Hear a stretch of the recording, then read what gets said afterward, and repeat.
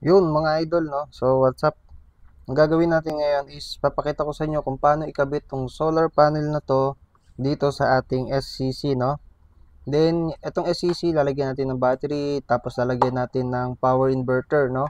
So ganito lang yan kadali mga idol. So una sa lahat, itong source, ito galing to sa solar panel, no?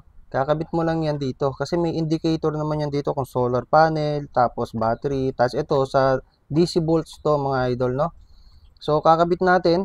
Then, may positive at negative yan. Itong block na to, dito yan sa negative.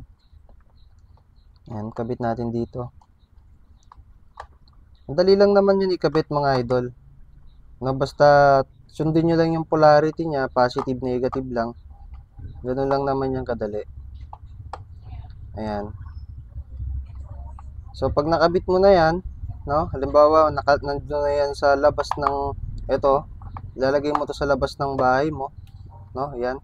Yan na po yung source nyo sa labas, sa bubong, no? Tapos ngayon, dito ka magkakabit ng battery, no? Yan, kuha tayo ng maayos na wire ito. Kabit mo ngayon dito yung positive mong battery. Yan, madaling-madali lang to mga idol kasi meron tong positive saka negative. No? Ganito lang yan. Yan, positive tapos negative. Kabit mo lang ulit dyan. Kailangan mo lang ng ng screwdriver. Itong gantong klase, kung itong ginagamit ko, gantong klase na kakasya dito, ayan. So ayan na, nakabit na natin. Then ngayon, isusunod natin is itong inverter, no? Itong inverter mga idol, dito natin siya ikakabit sa dito sa DC port. Ayan. Ito po. Yung DC port na yan is pwede yung maging source dito sa inverter. Kakabit din natin yan dito. Ayan, madali lang, positive, negative, lahat naman positive, negative lang. No, hindi ka malilito or hindi ka maliligaw, kumbaga. So para gumana to, no? Itong SCC mo kailangan gumana paano mapagana siya, kailangan nandun to sa labas ng bubong, no? Ay ng bahay. Then gagana rin siya once na nakabit mo na siya dito sa battery. No, pagdating dito sa battery, ayan. So kahit anong battery naman po pwede, no?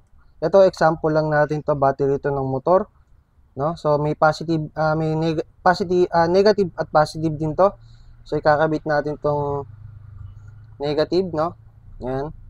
Tapos kakabit din natin to. Yan, malakas po yung kislap kasi malakas yung baterya. So ito mga idol, oh. Yan. So kita nyo 12.8 volts, no? So dito, mapapagana niya na inverter. Ayan. Ayan, oh. So gumana na po yung inverter natin. Ayan siya, no? Ganyan siya. Ayan. So 12.8 volts. Ngayon dito, ito yung source mo. Ito ang gagawin mo, no? Bali laging naka-on na tong inverter, yung power on niya dito. Ngayon ito, pwede ka nang mag power on saka off. Ito na lang example. O, di ba? Namatay na inverter. So ngayon dito, i-on mo siya. O, di ba? Nag-on na rin. Ngayon, pwede kang magkabit dito ng DC port. Halimbawa, magcha-charge ka. Yan. So, kabit mo na dito, magcha-charge yan. So, paano natin malalaman yung ilaw? Makikita ba yung ilaw dito? Ayan. Kung makikita nyo, nag-iilaw, nagbi-blink. Ayan. So, ibig sabihin, nagcha-charge siya, no? Ganon din dito. Pwede ka rin magkabit dito ng mga DC port. Ayan. Ayan, pwede rin, no? So, pagdating din dito, 220 naman yung ikakabit mo dito sa dalawang to.